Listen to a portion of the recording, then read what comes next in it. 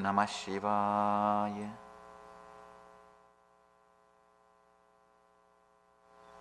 I welcome you all with my love and respects.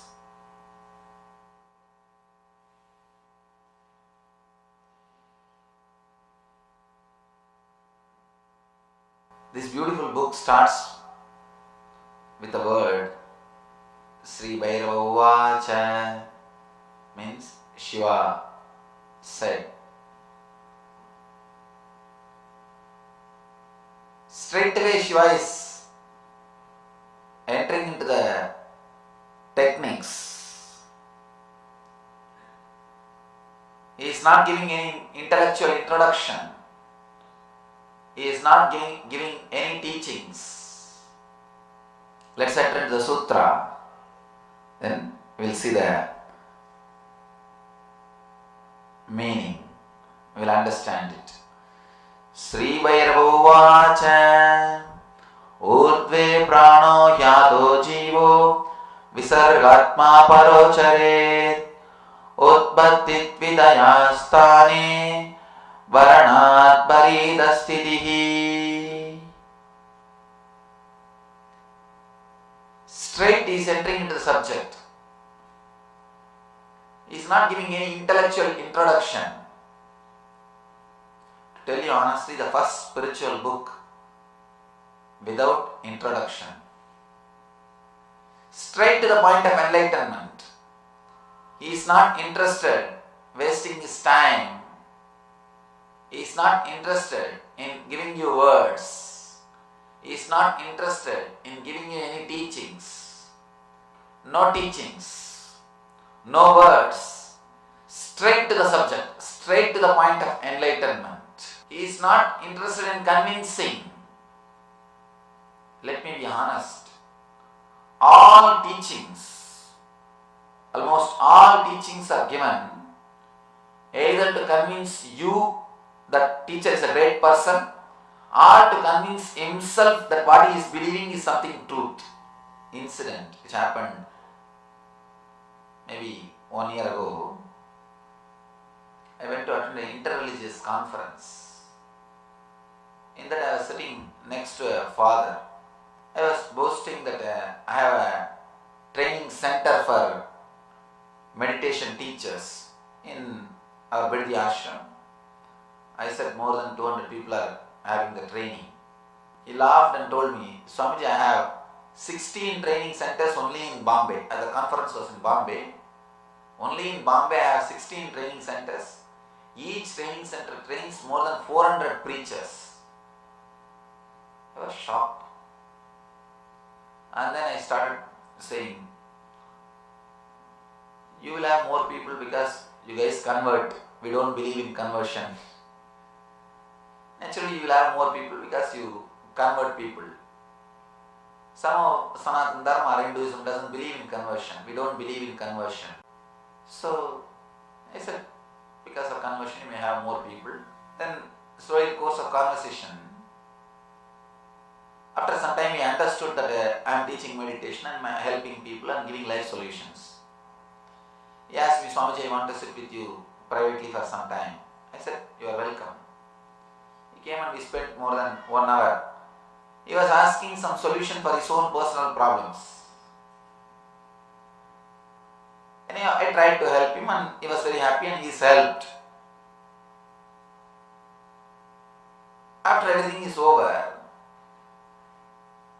he was about to leave at the time I asked him, see, one thing is sure, you yourself don't have solution from what you are teaching. Then why are you teaching so aggressively?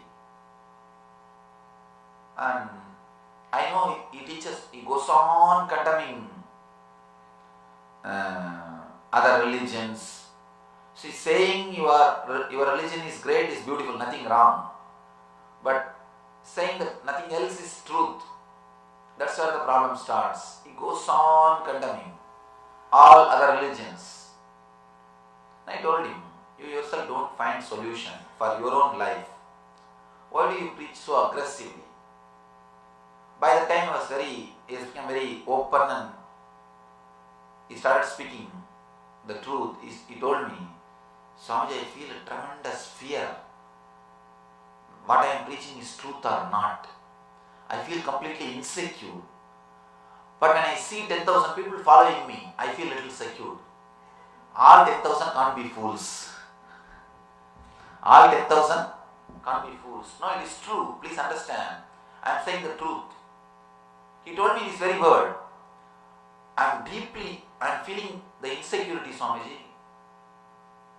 But when I see 10,000 people are following me, when I am able to convince 10,000 people, then I feel a little confident. Oh, I can be fooled, but 10,000 will not be fooled. All 10,000 will not be fooled. I was shocked. But understand, this is the truth. Teachings are given either to convince you the teacher is a great person, or to convince himself what he is teaching is something great. Only then teachings are given. If there is no need for convincing, only techniques are given. Here, Shiva doesn't have any need. He doesn't have to convince Uma. He doesn't have to convince Devi. He is straight away giving the technique. And let you be very clear, never learn from a person who has to convince about his authority to you. Then he will be talking too many big things which neither you understand nor he himself understands. Because he is on a big job of convincing you. That is why there is a beautiful story, one more story. One great Kashmiri side Pandit, actually this book is from Kashmiri Saivism. The only living religion or the only living tradition which carried the light of Shiva, light of Shaivism, the light of Shiva till today. Kashmiri side Pandit, he went to the king and said, King, I wanted to teach you the Shiva Sutras and I want to initiate you. King said, I don't feel like having it. First you read and then come to me. But he was taken aback. He said, I have read for the last 12 years, I mastered it completely. King again said, no, go back and read, then come. After 6 months, the Pandit again came. Now I wanted to teach you. Now I read everything. King said, no, go back, read a little more, then come. After 6 months, again the Pandit came. King said, no, go back and practice, then come. Pandit was shocked. He started thinking, I think somewhere I am missing. He went and started practicing. After 6 months, he did not come back to the king. He was sitting in his place, blissfully. Then king said, please go and find out what has happened to the Pandit. All the servants of the king came to the Pandit and they said, sir, are you not coming to the king? Are you not coming to the palace to teach? Pandit said, no, I am not interested. No, I don't feel like. And king said, yes, now I can go and learn from him. Now it is time. Now he is right. I can go and learn from him. Now, Pandit doesn't have any need to convince the king about his greatness. If there is a need to convince the disciple, if there is a need to convince the student, be very clear, truth cannot be expressed 100%. If already the bridge, trust has happened, then sharing the truth is possible. I always tell people, do not think to doubt you need intelligence. To doubt you don't need intelligence, just intellect is enough. Yesterday, one devotee was asking me, what is this, Swamiji? Always you encourage doubting and questioning. But suddenly you change the whole trend. Yesterday you started telling, only fools doubt, only fools question. See, doubting, questioning is good to learn, but not to experience. If you just want to learn, if you want more and more words, if you want teachings, doubting is beautiful, questioning is beautiful. But when it comes to techniques, doubting or questioning is not going to help. Straight away, if you want the experience, only the trust can help you. I always tell people, when intellect is right, it becomes intelligence. When emotion ripes, it becomes trust. When your being ripes, it becomes enlightenment. If your intellect has reached its peak, it becomes intelligence. If your emotion has reached its peak, it becomes trust. If your being has reached its peak, it becomes enlightenment. To doubt, you don't need intelligence, just intellect is enough.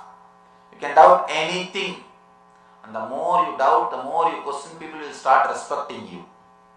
It's the truth. If you just wanted to show yourself as a great person, simply start doubting everybody, start criticizing everybody. It's a beautiful technique. Start criticizing everybody, start doubting everybody, start questioning everybody. You will become a great Pandit. People will start respecting you. Here, no teachings, straight away enters into the technique. He is not even saying, now I am starting meditation techniques. Even that much he is not saying. Straight to the technique. He says, start doing it. He is not speaking about anything else. No introduction, no teachings. Yesterday, one devotee asked me, what is this, Swamiji? When you spoke about Gita, you said Gita is the ultimate book. And yesterday you pulled the Gita completely down. And now you say, Shiva Sutras is the ultimate book. See, Gita is a beautiful book to start. It has got some little bit of Shastra, little bit of Stotra, a little bit of Sutra. There are some techniques and there are some Stotra, the glory part, and there is a Shastra which gives you the intellectual base. It's like a mix of everything. But the danger is you may miss the essence. You may get caught in the Shastra or Stotra. You may lose the Sutra part. You may lose the technique part. It's a mixture. Whenever you mix, there is always problem. You may miss the essence. You may miss the truth. But here, you cannot miss the truth. It's a foolproof book.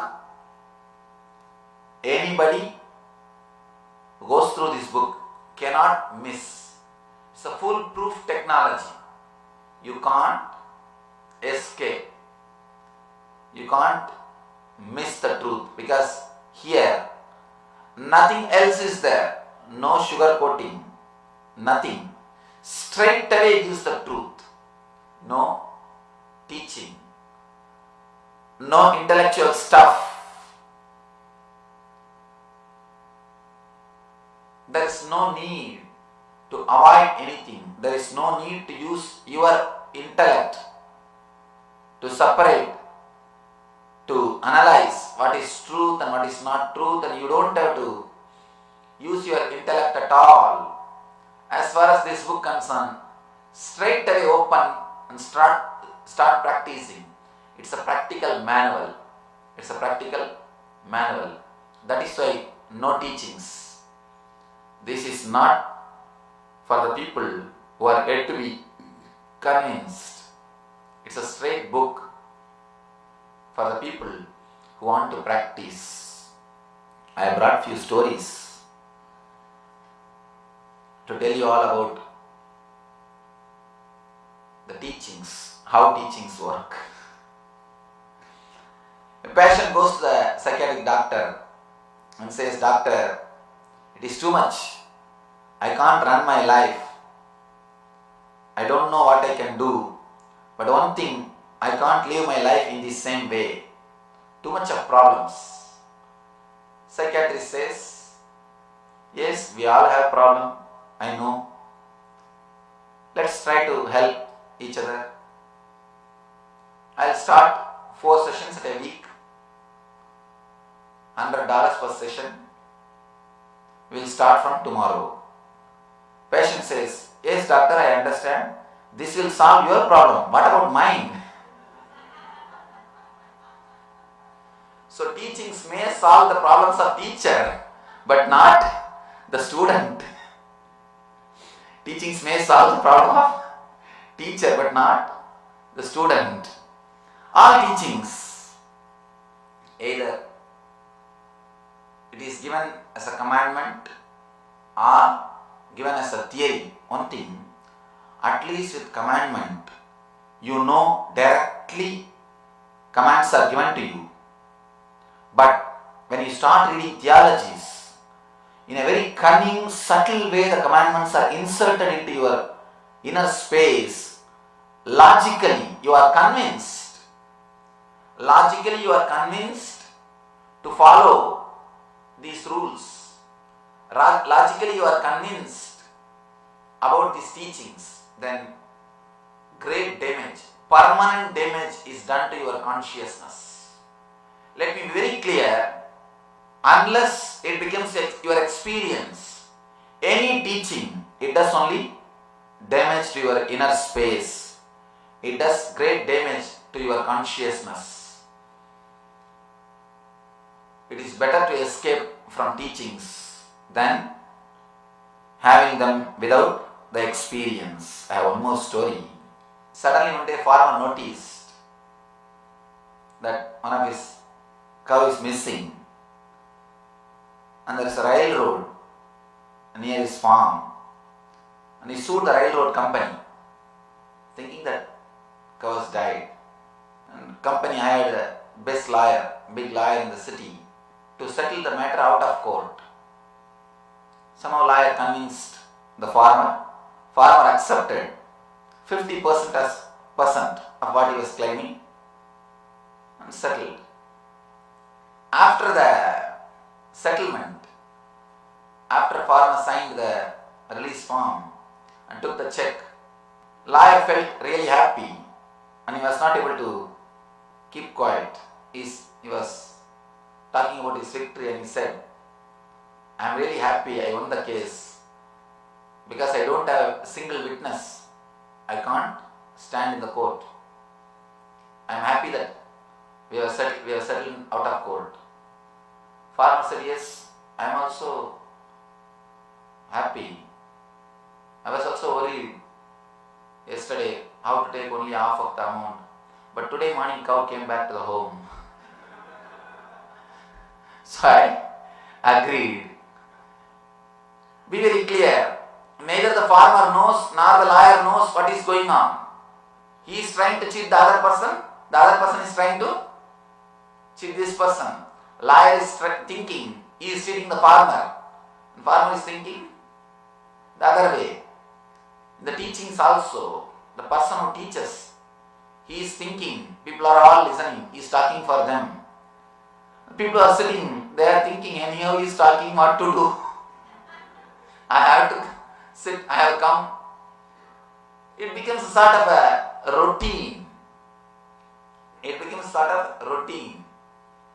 And anyhow, we are not going to do anything. He is going to speak. Let's have some good time. Please be very clear.